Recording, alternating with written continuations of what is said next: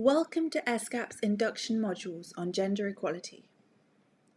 Today we will look at key conventions and international commitments related to gender equality. The Convention on the Elimination of All Forms of Discrimination against Women was adopted in 1979 by the United Nations General Assembly and monitored by the Committee on the Elimination of Discrimination against Women. It was the culmination of more than 30 years of work by the United Nations Commission on the Status of Women, a body established in 1946 to monitor the situation of women and to promote women's rights. At least every 4 years, states parties are expected to submit a national report to the committee, indicating the measures they have adopted to give effect to the provisions of the Convention. In its preamble, the Convention explicitly acknowledges that extensive discrimination against women continues to exist, and emphasises that such discrimination violates the principles of equality of rights and respect for human dignity. As defined in Article 1, discrimination is understood as any distinction, exclusion, or restriction made on the basis of sex, in the political, economic, social, cultural, civil, or any other field. In 14 subsequent articles, the Convention covers 3 dimensions of the situation of women: their legal status, reproductive rights, and cultural factors. The legal status of women encompasses aspects such as political participation, the statehood of women independent of marital status, and the right to non-discrimination in education, employment, economic and social activities, including a particular emphasis on the situation of rural women. Reproductive rights highlights the need for social services such as childcare facilities and maternity protection, free reproductive choice and self-determined family planning, as well as an emphasis on shared responsibility in child rearing. Cultural factors highlight the crucial effects of stereotypes, customs, and social norms, envisioning an appropriate revision of textbooks, school programs, and teaching methods, and encompassing the realms of family life. The United Nations Convention on the Rights of the Child was adopted in 1989. It is the most widely ratified human rights treaty in history. The UNCRC embodies the idea that every child should be recognised, respected, and protected as a rights holder and as a unique and valuable human being. It applies to all persons under the age of 18. The UNCRC is the first legally binding international instrument to incorporate the full range of human rights, including civil, cultural, economic, political, and social rights. It has achieved near universal acceptance, having now been ratified by 196 countries. The Convention sets out the rights in 54 articles and 2 optional protocols. The 4 core principles of the Convention are non-discrimination, devotion to the best interests of the child, the right to life, survival and development, and respect for the views of the child.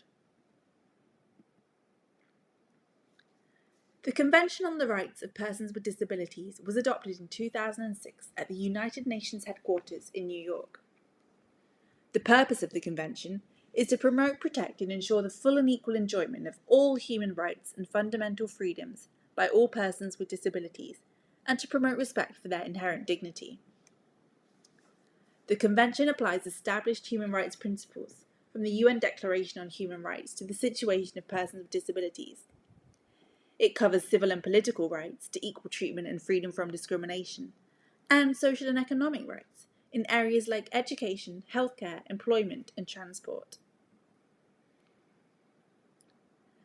Adopted in 1995, following the mobilization of over 40,000 government delegates, experts, and civil society representatives at the 4th World Conference on Women, the Beijing Declaration and Platform of Action embodies the commitment of the international community to achieve gender equality and to provide better opportunities for women and girls. The Beijing Declaration and Platform for Action is considered to be the most comprehensive global policy framework for the rights of women. It recognises women's rights as human rights and sets out a detailed roadmap for achieving equality between women and men, with concrete measures across a range of issues. The 12 critical areas of concern include women in the environment, women in power and decision making, the rights of the girl child, women in the economy, the human rights of women, the education and training of women, violence against women, women and poverty, institutional mechanisms, women in health, women in armed conflict, and women in the media. The platform sets an agenda for government, international organisations, civil society, and the private sector to ensure that gender is taken into account in all national, regional, and international policies and programmes. 2020 marked the 25th year anniversary of the implementation of the Beijing Platform for Action. Since then, gender equality has taken a more central position in the global development agenda, including the Sustainable Development Goals and the 2030 Agenda. In November 2019, representatives from 54 countries and 166 civil society organisations participated in the Asia-Pacific Ministerial Conference convened by ESCAP in collaboration with UN Women to review the Beijing Declaration and Platform for Action. A key outcome of the Beijing Plus 25 review was the Asia-Pacific Declaration on Advancing Gender Equality and Women's Empowerment, which was adopted by ESCAP member states. The declaration is structured around 8 key themes for the Asia-Pacific region. These priorities were informed by an extensive review and input from governments and civil society actors. It calls upon member states to ensure inclusive development and decent work, gender-responsive social protection systems, public services and infrastructure. The declaration has incorporated the continued concern about harmful gender stereotypes and violence that continue to threaten women and girls. Robust national women's machineries promoting inclusive peace and gender-responsive climate action are also key priorities for the region. Additionally, the review has highlighted the need to strengthen national statistical systems and data collection. Lastly, the declaration calls for partnership and collaboration among different actors across the region. The Sustainable Development Goals, or SDGs, were adopted by the UN in 2015 as a universal call to action to end poverty, protect the planet, and ensure that by 2030 all people enjoy peace and prosperity. They balance the economic, social, and ecological dimensions of sustainable development and place the fight against poverty and sustainable development on the same agenda for the first time. Through the pledge to leave no one behind, countries have committed to fast-track progress for those furthest behind. Through the 2030 Agenda for Sustainable Development and its 17 SDGs, 193 member states pledged to ensure sustained and inclusive economic growth and social inclusion and environmental protection, and to do so in partnership and in peace. The 2030 Agenda is universal, transformative and rights-based. It is the most comprehensive blueprint to date for eliminating extreme poverty, reducing inequality and protecting the planet. It encourages us to take bold and transformative steps which are urgently needed to shift the world onto a sustainable and resilient path.